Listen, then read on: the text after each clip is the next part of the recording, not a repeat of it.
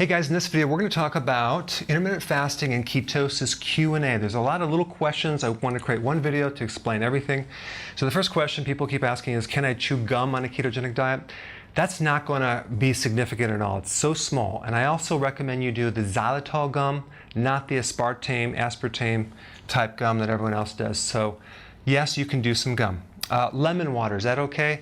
Totally fine. Lemon juice is not a big factor at all. So tart, but there's not a lot of sugar. Wheatgrass juice powder. I do wheatgrass juice powder during the fast, not a problem. It's my multi-vitamin, mineral, everything, okay? Protein powders, only with a meal, because it's protein, so that will spike insulin, especially if it's low-fat protein or whey protein. You want to add some fat to it and then also have it after the meal or during the meal, but not as a snack. A cheat day. Well, I already have a video on that, but no, there is no such thing as a cheat day on my program. But because here's the thing, when you would do a cheat day, you pretty much are bumped out of this ketosis for a period of time, because it takes a while to get into ketosis. It's going to take a while to get back to ketosis. So on some people, it's going to take 3 days to get back. On others, it could even take a week. I'm not kidding. So that could be a long time. So that could explain why you may not be losing weight, because you might be doing a cheat day twice a week, nullifying everything. It really depends how much you cheat. Calories and 2 meals. Like, how do you fit in all your calories into 2 meals or even 1 meal? Well, there's a kind of a balance. You don't want to stuff yourself to this huge meal where you're stuffed all day. You want to eat a really good, healthy meal. Make sure the food is really nutrient dense. The kale shakes I always recommend, because that has more nutrition than other types of greens. And make sure it's like salmon. That's a higher quality than chicken. And then you may have to enhance with certain types of nutrients. But we're not necessarily trying to stuff ourselves. We're trying to have 2 big meals, and just till you're satisfied. And believe it or not, the body will adapt to that many calories. There's a confusion that people think that if they have less meals, then they're starving and it's going to slow the metabolism. That is not true, because you're doing nutrient-dense meals. If you do a small meal and you're still hungry and it's like empty calories, or like 5 small meals of empty calories with sugar, you're definitely going to create kind of a situation where you're going to be hungry and craving all the time, and your metabolism will slow down simply because you're cutting the calories, but you're cutting the nutrients. So the real key is the nutrients. So those meals that you consume have to be robust, large, very, very complete. I've created other videos just on that one topic. Okay, keto rash. Now, typically it's either 2 situations. Either the liver is dumping something, and usually the reason for that is that you're losing a lot of fat. A lot of the toxins in your body is stored in the fat. So a lot of times those toxins can come out of the fat, circulate through the blood, through the lymphatic system, and come out as a rash. So one thing to combat that is to consume a large quantity of vegetables. Make sure that's very high to kind of offset some of the other fat burning that's occurring. But also bentonite clay. You can consume that on an empty stomach. Bentonite clay is interesting because it's like a little piece of clay that does adsorption, which it's kind of like it absorbs on the outside of the particle it's 2,000 times its weight. So it's like a very powerful magnet for toxins, or a sponge that will pull these toxins so they don't leach out into the tissues. Okay, bentonite clay. Okay, apple cider vinegar and lemon drink, not a problem on this on times of fasting. Go ahead and consume that. Is not going to be an issue. Will my cholesterol go up? On some people, yes, simply because the fat cell is composed of cholesterol and triglycerides, okay?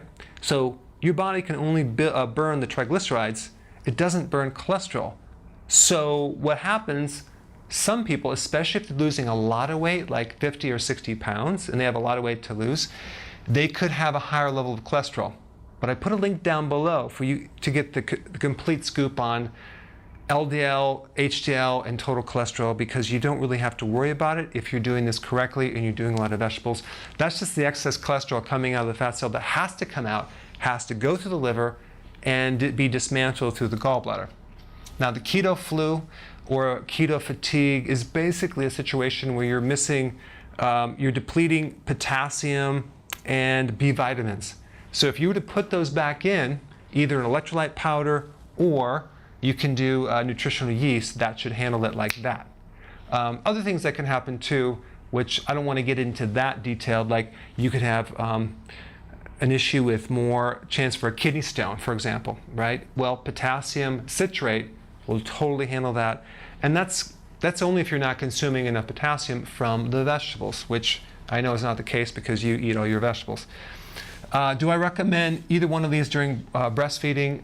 Not really, because you don't want to do a diet or you don't want to try to lose weight when you're breastfeeding. You want to make sure maximize the food there and not worry about doing too much fasting, especially since you have a lot of stuff coming out from the fat cell. Same thing with pregnancy. Don't recommend it. Just eat really healthy during pregnancy and don't worry about trying to lose weight or maintain your weight. The key thing with pregnancy, and this is a side note, is make sure you take cod liver oil or some grass-fed liver. And I'm going to tell you why. Because if you consume the right amount of vitamin A, not from a pill, but from food, you can prevent a lot of issues with dental arch problems, overbite, underbite. So you want your child to come out so he or she does not get braces but has good bone structure. That's all the fat-soluble vitamins and the trace minerals. So make sure you take trace minerals and fat-soluble vitamins. I like cod liver oil, and sea kelp is a good one, or plant-based trace minerals. Okay, for kids, can kids do this? Well, if a child is really overweight, I probably would put them on this, but if they're not, I would put them on a version of this and actually recommend maybe some fruit, not the extra sweet stuff, but I wouldn't worry about berries. Maybe bananas would be fine. But yeah, that's maybe sweet potatoes, yams would be okay. But other than that, if their metabolism is so fast, they're going to need some type of starch or else they're going to get really, really skinny. Okay, bulletproof coffee. Question keeps coming up, can I do that? Well, some people just have it in the morning to sustain them, and that's not a problem. But it is kind of like a meal if you're adding fat or coconut oil. It is considered a meal, and it could potentially spike insulin a little bit. So my whole point with this is try it out and see if you're happy with your results with weight loss. Try it out for a week, and then don't try it for a week and see how it affects your weight. Some people do really good, some people do not. And I'll just make one change. Maybe I'll cut down the butter they put in there or the coconut, and bam, they just start really losing weight. So experiment on that, but make sure you don't do a lot of coffee simply because it stimulates the adrenal. So 1 in the morning would be perfect. Now, as far as milk, if you want to put some organic milk, just a little bit, it's not a big deal, okay? Kombucha tea, if you're going to do kombucha tea, for most people it's fine. It does have, it ranges from 2 grams of sugar up to like 10 grams of sugar. Make sure it has no more than 2 grams of sugar. And make sure that's 1 serving size. And also, that's another one where it could potentially bump you out of ketosis, but it may not. So experiment. But people that want a substitute for alcohol, this is what I would recommend. Drink in a champagne glass. It's carbonated. It has the texture of beer. It will relax you. But you don't need much. Just do a little bit. If you do too much, it can actually make you even too acidic, and it can throw off your pH where your breathing is off a little bit to keep you up at night. Okay?